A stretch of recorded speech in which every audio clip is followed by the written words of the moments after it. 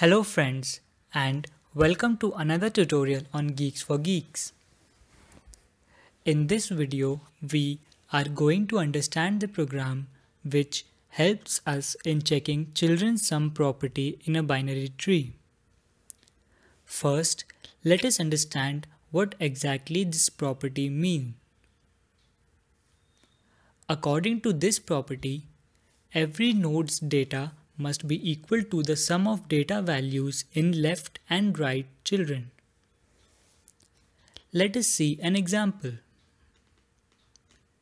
As you can see, in this binary tree, we have 8 plus 2 equal to 10, which is the parent node for nodes 8 and 2. Also, 3 plus 5 equal to 8, which is the parent node for nodes 3 and 5. And 2 plus 0 equal to 2, which is the parent node of 2. Now, let us look at the algorithm. Let us also have a sample tree to test our algorithm. We pass the root node, which is 10, into function isSum property. So, node will point to 10. Also, we have two integer variables, left data and right data, to store the data for left and right child. We initialize both of them to 0. We check if node is null or a leaf node. Since it is not, we move on to the else part. Now we check if left child of node exists, and if it does, we assign left data variable to left child of node. Since left child of 10 is equal to 8, left data will now be equal to 8. We do the same for the right child. Since the right child of node 10 is 2, right data will now be equal to 2. Now we check if node data is equal to left data plus right data. Since 8 plus 2 is equal to 10, we now recursively call the left subtree of node 10 using a call stack. We check if node is null. Since it is not, we move to the else part.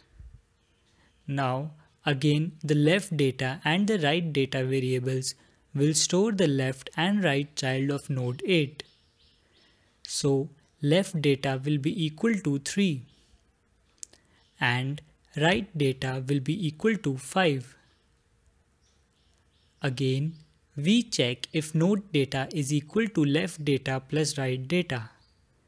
Since 5 plus 3 is equal to 8, it is true. We pass the left and right child of node 8 now. The left child of 8, which is 3, is first passed. So, node will point to 3. Now, we check if node is null or node is a leaf node.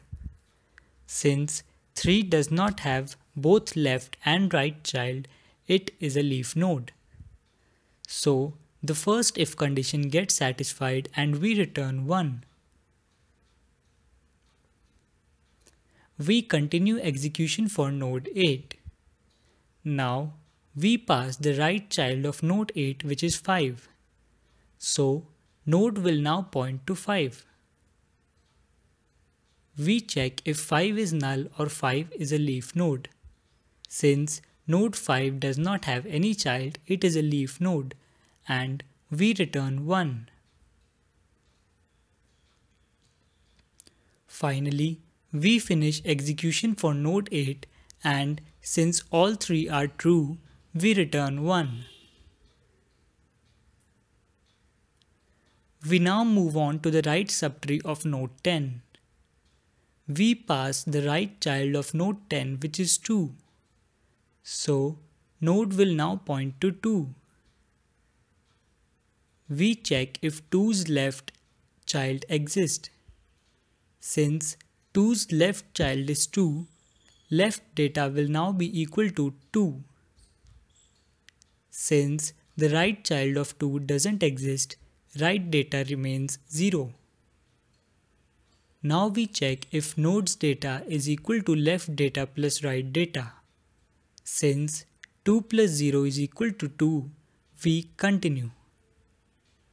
Now the left child of 2, which is 2, is passed.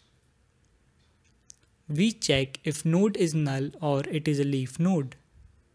Since 2's left and right child are both null, it is a leaf node and we return 1.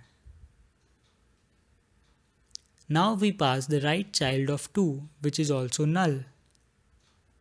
Since node is null, the first if condition is satisfied and we return 1.